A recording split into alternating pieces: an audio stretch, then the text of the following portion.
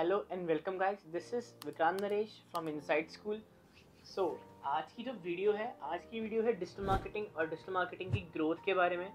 तो हमारे पास जो स्टूडेंट्स हैं उनकी भर भर के क्वेरीज आती हैं, डीएम्स आते हैं कि सर हमें डिजिटल मार्केटिंग का कोर्स करना है, बट जो हमारे पेरेंट्स हैं उनको नहीं पता कि डिजिटल मार्केटिंग में कितनी ग्रोथ है, या फिर उनको ये नहीं पता कि डिजिटल मार्केटिंग से भी जॉब लगती है। उनको लगता है कि जो ट्रेडिशनल कोर्सेज है जैसे बीकॉम, बीएससी या फिर बीटेक, इन सब से ही आपकी जॉब लग सकती है। But as you know, traditional जो जॉब्स हैं उनमें ग्रोथ बहुत कम है। उनमें अगर आप देखोगे सैलरी हाइक्स वो बहुत कम है, और जो अगर आप न्यू अपॉर्चुनिटीज देख रहे हो मार्केट में वो बहुत कम है। बट अगर हम बात करें डिजिटल मार्केटिंग की, तो डिजिटल मार्केटिंग में अभी अगर आप स्टैटिकली डेटा देखो तो अप्रॉक्स 120 CR हमारी जो पॉपुलेशन है वो क्रॉस कर चुकी है। ठीक है, उसमें से ऑलमोस्ट 60 to 70% लोग हमारे स्मार्टफोन यूज़ करते हैं। ठीक है, और उसमें से ऑलमोस्ट 80% लोग इंटरनेट यूज़ करते हैं। और इंटरनेट से जो लोग परचेज करते हैं उनकी जो पॉपुलेशन है वो अराउंड 12 to 15 करोड़ है। ठीक है, इंडिया में। तो और ये हर साल ग्रो हो रही है। तो जैसे जैसे इंडिया में ई कॉमर्स का क्रेज़ बढ़ेगा, ई कॉमर्स की ग्रोथ बढ़ेगी, तो एज यूजुअल उसके लिए परफॉर्मेंस मार्केटर्स की नीड होगी, डिजिटल मार्केटर्स की नीड होगी। तो ऐसा तो है नहीं कि डिजिटल मार्केटिंग का करियर खत्म होने वाला है, या फिर एक हाइप बनी थी कि एआई आ जाएगा, डिजिटल मार्केटिंग जॉब्स खा जाएगा, तो वो सब तो नहीं है।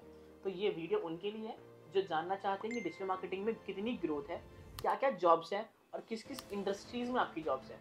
अगर मैं बात करूँ गवर्नमेंट जॉब्स की, तो गवर्नमेंट जॉब्स भी हैं डिजिटल मार्केटिंग में, आप गवर्नमेंट जॉब भी ले सकते हो।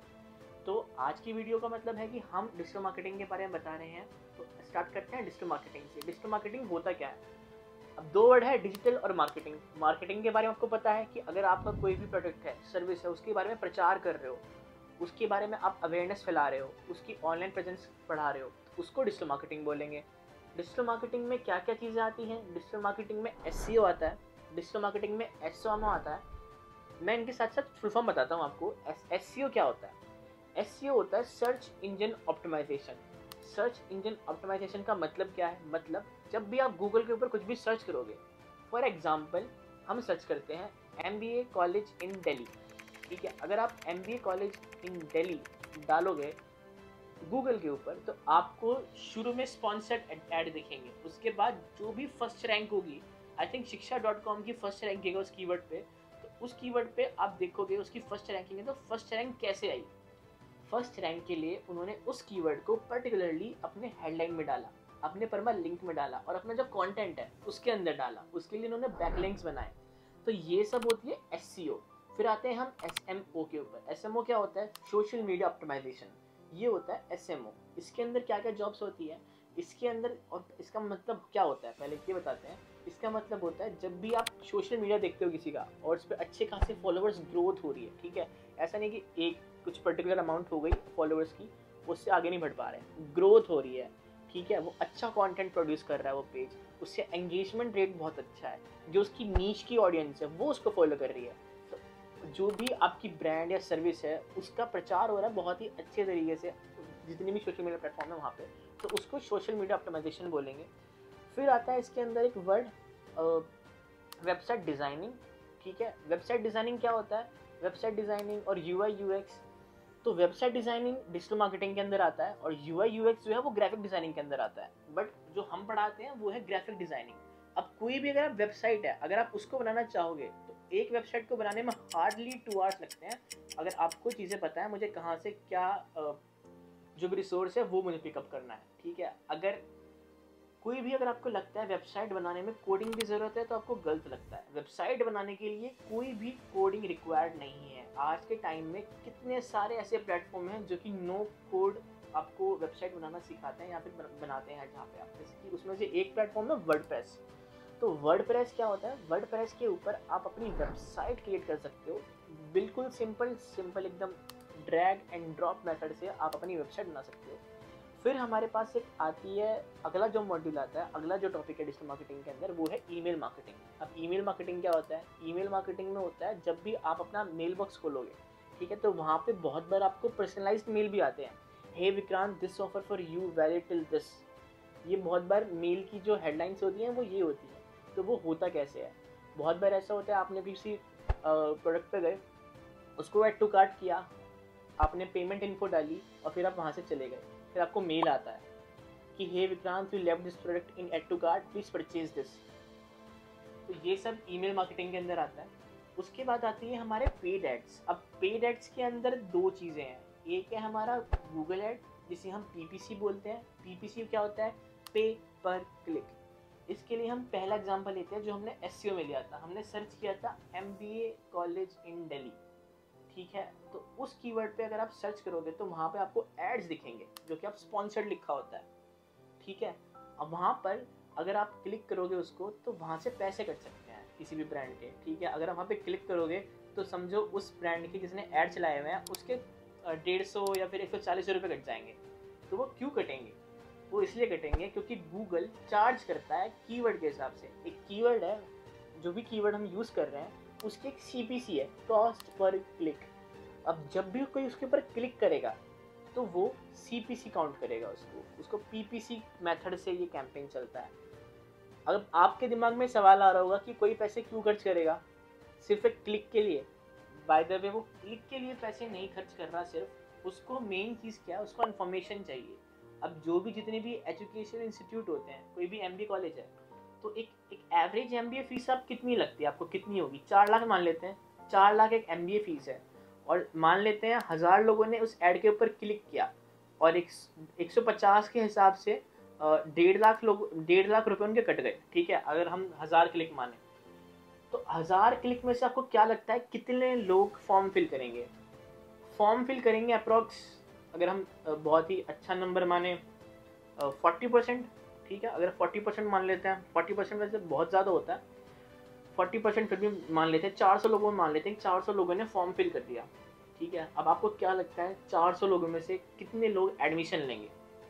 ठीक है, 400 लोगों में से हार्डली 5% एडमिशन लेंगे, ठीक है। अब 5% कितना होता है? 400 का 5% होता है 20। तो 20 एडमिशन, आप समझिए एक पर्टिकुलर फीस होती है 4 लाख। अगर हम 5% का कन्वर्जन रेट मान रहे हैं तो 5%, चलो 5% भी छोड़ दो, आप मानो 2% का कन्वर्जन रेट है जो जितनी भी लीड्स फॉर्म फिल करिए उसमें से। तो 400 का जो 2% होता है वो होता है 8, ठीक है। तो अगर हमारे पास 8 एडमिशन आते हैं और 8 एडमिशन हमने लाए हैं 1.5 लाख रुपए खर्च करके, तो 8 एडमिशन हमें कितना रेवेन्यू देंगे? एक जो फीस है उसकी वैल्यू है 4 लाख रुपए। तो 8 की कितनी हो गई? तो 8 की हो गई 32 लाख रुपीज़। तो 32 लाख रुपीज़ हमने कमाए हैं 1.5 लाख रुपए खर्च करके।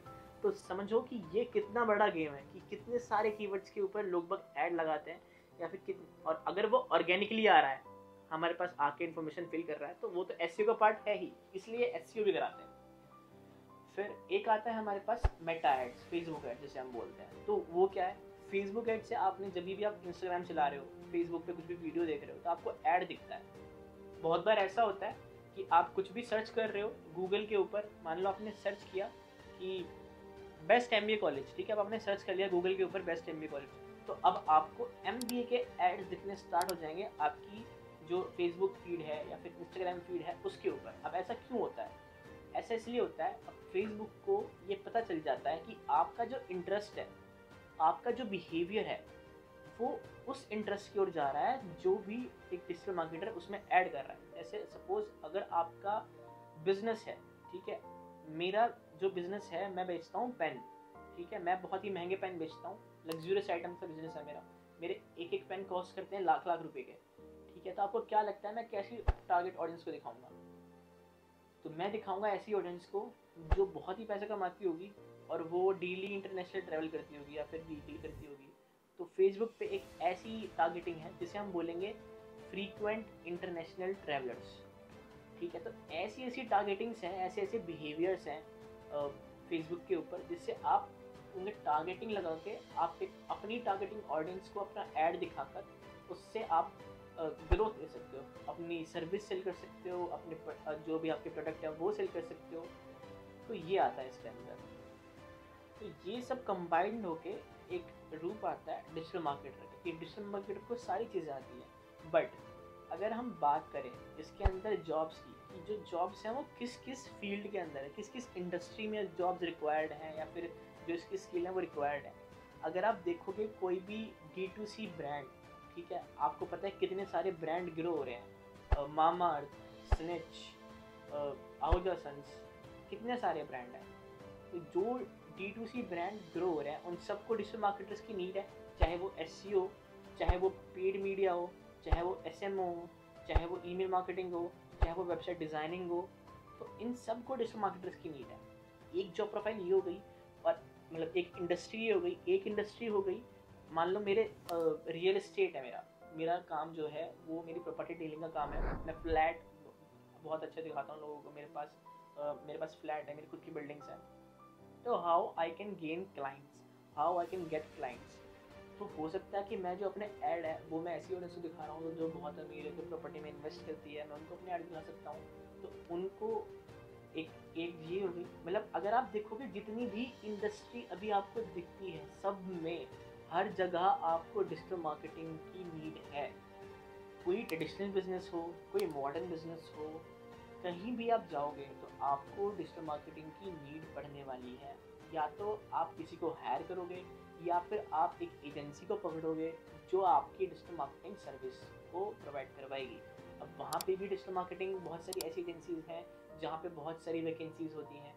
अब अगर मैं अपनी बात करूँ, मैंने कैसे डिजिटल मार्केटिंग एजेंसी में काम किया है, जो कि दुनिया की लार्जेस्ट डिजिटल मार्केटिंग एजेंसी है, WPP ग्रुप है। मैंने उसमें मेरा एक्सपीरियंस है और मैंने बहुत बड़े बड़े क्लाइंट्स के साथ काम किया है। तो जॉब जहाँ से अगर ऐसा लगता है आपको कि डिजिटल मार्केटिंग की जॉब्स हाई पेइंग नहीं है, कि अच्छा पैसा नहीं कमा के दे सकती, क्योंकि कोई भी पेरेंट्स ये नहीं चाहता कि वो अपने बच्चे का फ्यूचर जो है वो ख़राब करे, या फिर वो हमेशा ये चाहेगा कि मेरे बच्चे का फ्यूचर सिक्योर रहे। अब एक ऐसा पेरेंट, अगर मैं 90-70 में पैदा हुआ हूँ, 90-80 में पैदा हुआ हूँ, और मुझे सिर्फ इतना पता है कि हाँ भाई अगर मैं बीटेक कर लूँगा, अगर मैं BA कर लूँगा, मैं BCom कर लूँगा, मैं BSc कर लूँगा, मैं BBA कर लूँगा, मैं BCA कर लूँगा, तो मेरी जॉब लग जाएगी, तो मेरी बहुत अच्छी जॉब लग जाएगी। तो वो यही रिकमेंड करेगा अपने बच्चे को कि हाँ भाई तू ये कर, तेरी जॉब लगेगी, तू क्या डिजिटल मार्केटिंग के बारे में लगा हुआ है।